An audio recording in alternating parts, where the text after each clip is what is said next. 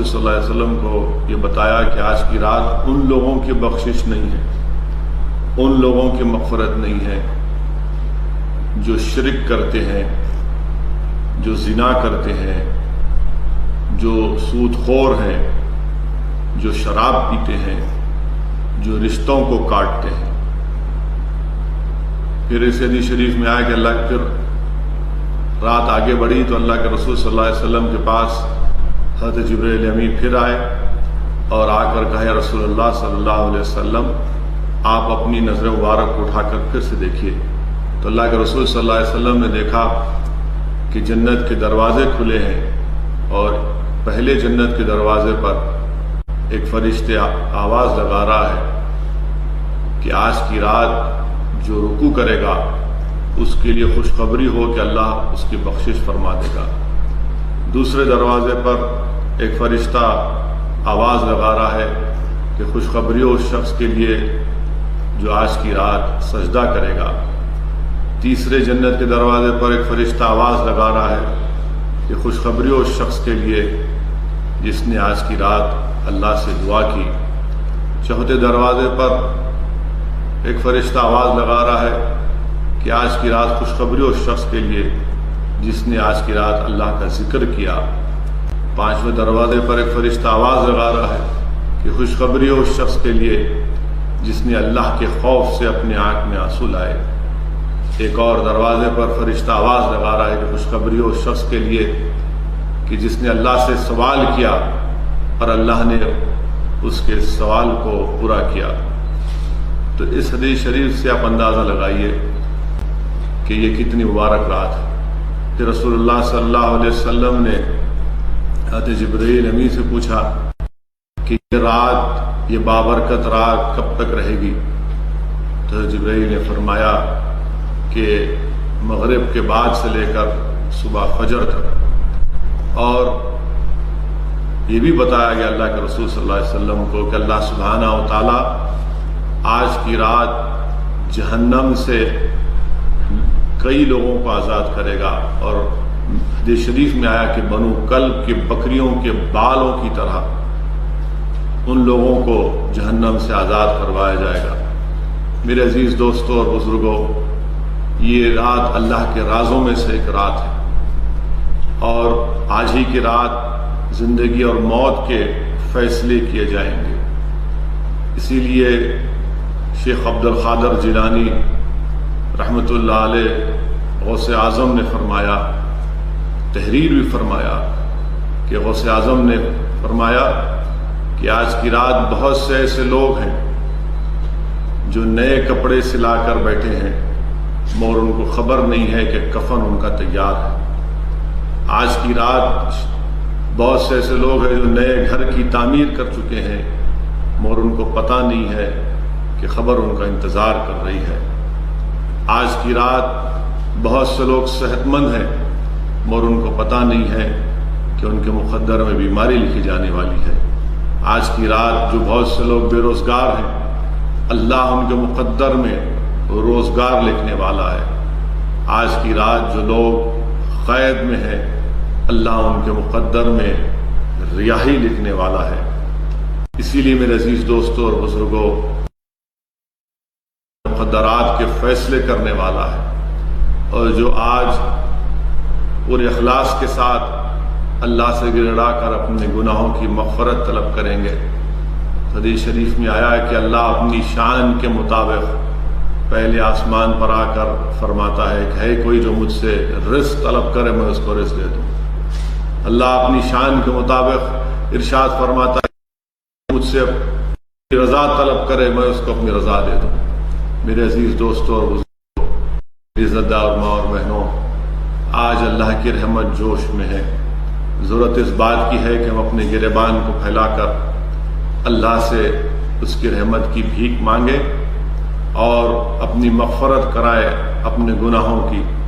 مگر میرے عزیز دوستوں اور بزرگوں، وہیں پر اس رات کی اہمیت اور خصوصیت کا اندازہ لگانا ہے۔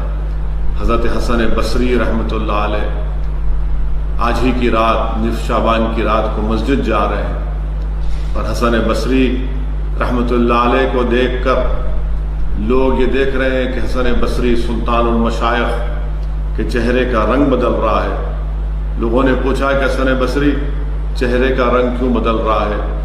تو حسن بصری نے کہا کہ آج کی رات زندگی اور موت کا فیصلہ ہونے والا ہے۔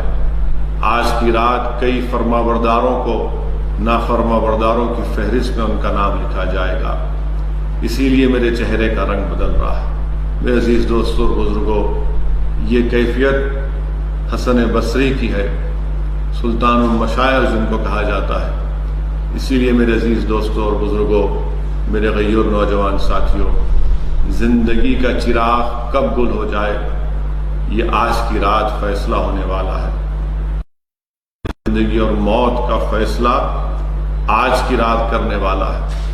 اسی لیے میری آپ تمام سے یہ گزارش ہے کہ اس رات کی ایک ایک لمحے کی اہمیت کو، اس کی قیمت کو سمجھیں، اور آج کی رات ایسے بھی بدبخت لوگ رہیں گے جن پر اللہ کی بخشش اور مغفرت پوری نہیں ہوگی۔ وہ کون لوگ ہیں؟ یہ وہ لوگ ہیں اپنے ماں باپ کی نافرمانی۔ میرے عزیز دوستوں اور بزرگوں، سورہ بنی اسرائیل میں اللہ سبحانہ و تعالی قرآن کریم میں ارشاد فرماتے ہیں کہ میرا حکم مانو اور اپنے ماں باپ کی خدمت کرو۔ اور اللہ قرآن کریم میں فرماتا ہے کہ اگر وہ بوڑھا دونوں تمہارے ماں اور باپ میں سے اگر کوئی بھی یا دونوں ہی بڑھاپے کو پہنچ جاتے ہیں تو ان کو اف بھی نہ کہو۔ اور پھر اللہ سبحانہ و تعالیٰ سورہ لقمان میں آیت نمبر 14 میں فرماتا ہے کہ میرا شکر ادا کرو اور اپنے ماں باپ کا بھی شکر ادا کرو۔ آپ اندازہ لگائیے کہ اللہ کیا فرما رہا ہے قرآن کریم، جس کی تفسیر ترجمہ علماء اکرام نے کیا کہ اللہ سورہ لقمان میں فرما رہا ہے کہ میرا شکر ادا کرو اور اپنے والدین کا شکر ادا کرو، یعنی اللہ اپنے شکر کو ہمارے والدین کے شکریہ سے ملا دیا۔ حضرت ابن عباس رضی اللہ تعالیٰ عنہ ارشاد فرماتے لکھا بھی کہ قرآن کریم میں ایسی 3 آیتیں ہیں کہ جس میں اللہ یہ فرماتا ہے کہ ایک کام کو دوسرے کام سے اللہ نے جوڑ دیا، کہ قرآن کریم میں اللہ فرماتا ہے کہ اللہ کی فرما برداری کرو اور رسول کی اطاعت کرو۔ اگر ہم اللہ کی فرما برداری کریں گے اور رسول کی اطاعت نہیں کریں گے صلی اللہ علیہ وسلم کی عبادت قبول نہیں ہوگی۔ اللہ فرماتا ہے کہ نماز پڑھو اور زکوٰۃ دو، اگر ہم نماز پڑھتے زکوٰۃ نہیں دیتے تو نماز قبول نہیں ہوتی۔ اگر ہم صرف اللہ کا شکر ادا کریں، اپنے ماں باپ کا شکر ادا نہ کریں، یہ بھی اللہ فرما رہا ہے کہ میرا شکر ادا کرو اور اپنے والدین کا بھی شکر ادا کرو۔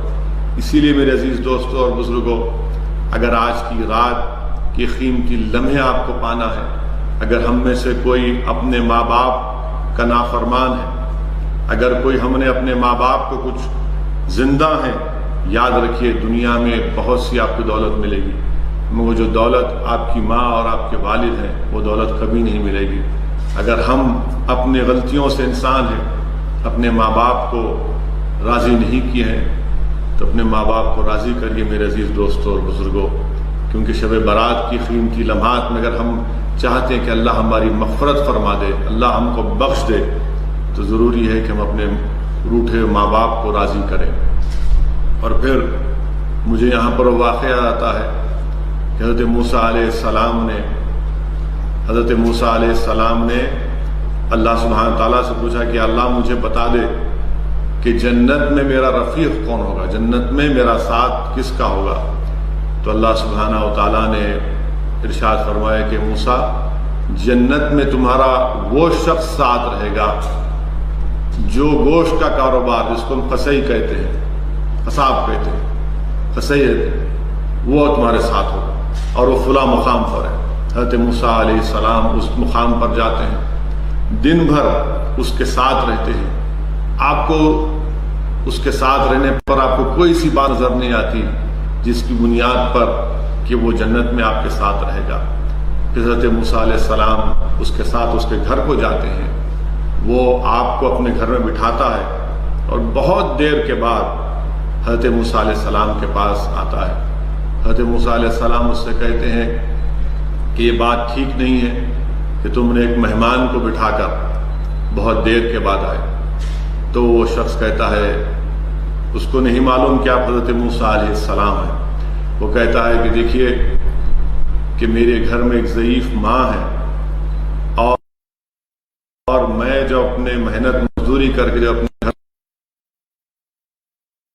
اپنے ماں کو اپنے ہاتھوں سے کھانا پکا کر کھلاتا ہوں، اور میری ماں ہمیشہ مجھے دعا دیتی ہے کہ یا اللہ میرے بیٹے کو حضرت موسیٰ کا جنت میں رفیق بنا، اور میری ماں یہ بھی دعا کرتی ہے کہ اللہ مجھے اس وقت تک موت نہ دے جب تک کہ میں اپنے